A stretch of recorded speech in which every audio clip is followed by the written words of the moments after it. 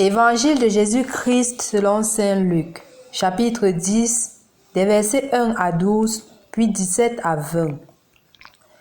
En ce temps-là, parmi les disciples, le Seigneur en désigna encore 72 et il les envoya 2 par 2 en avant de lui en toute ville et localité où lui-même allait se rendre. Il leur dit: la moisson est abondante, mais les ouvriers sont peu nombreux.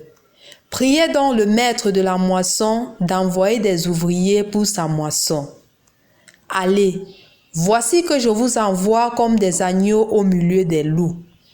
Ne portez ni bourse, ni sac, ni sandales, et ne saluez personne en chemin.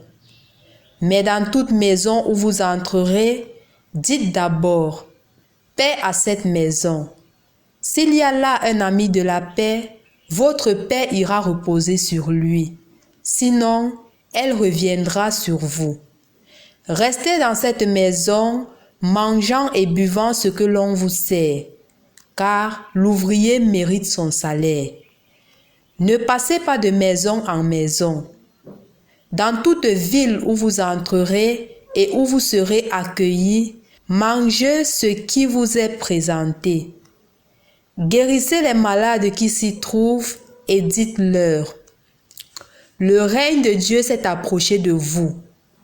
Mais dans toute ville où vous entrerez et où vous ne serez pas accueillis, allez sur les places et dites: même la poussière de votre ville collée à nos pieds, nous l'enlevons pour vous la laisser. Toutefois, sachez-le, le règne de Dieu s'est approché de vous. Je vous le déclare. Au dernier jour, Sodome sera mieux traitée que cette ville. Les 72 disciples revinrent tout joyeux en disant: Seigneur, même les démons nous sont soumis en ton nom. Jésus leur dit: je regardais Satan tomber du ciel comme l'éclair. Voici que je vous ai donné le pouvoir d'écraser serpents et scorpions et sur toute la puissance de l'ennemi. Absolument rien ne pourra vous nuire. Toutefois, ne vous réjouissez pas parce que les esprits vous sont soumis, mais réjouissez-vous parce que vos noms se trouvent inscrits dans les cieux.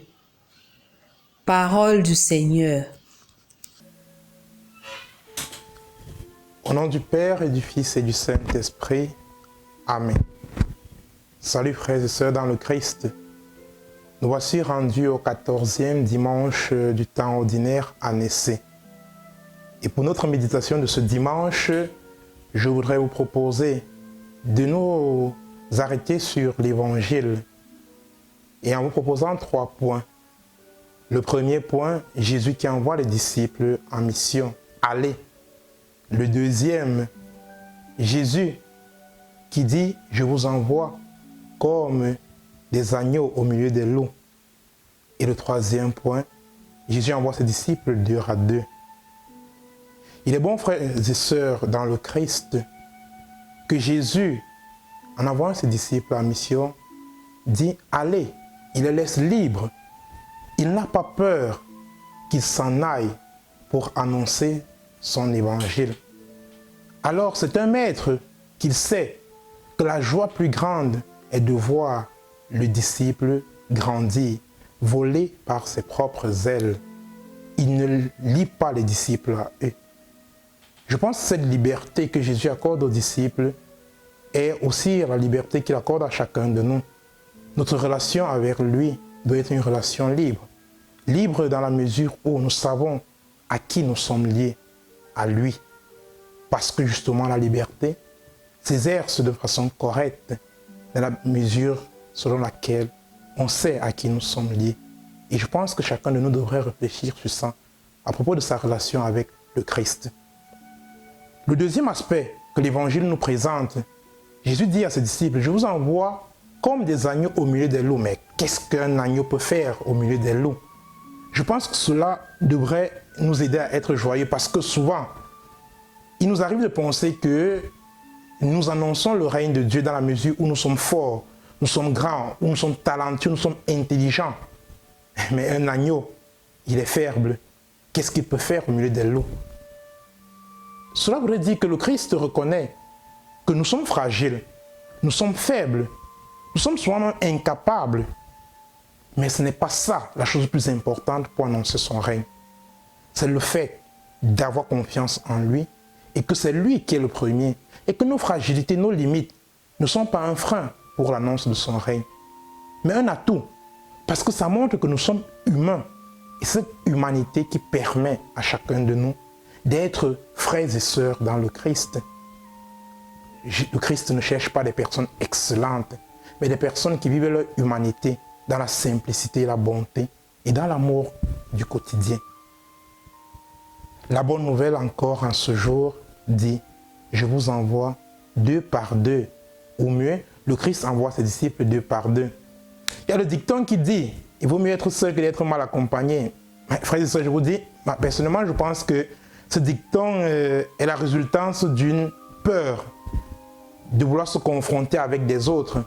Ou encore mieux, d'une peur de se trouver souvent en difficulté parce qu'en étant à 2, en plus d'être témoignage, on se retrouve à avoir quelqu'un qui pense différemment de nous.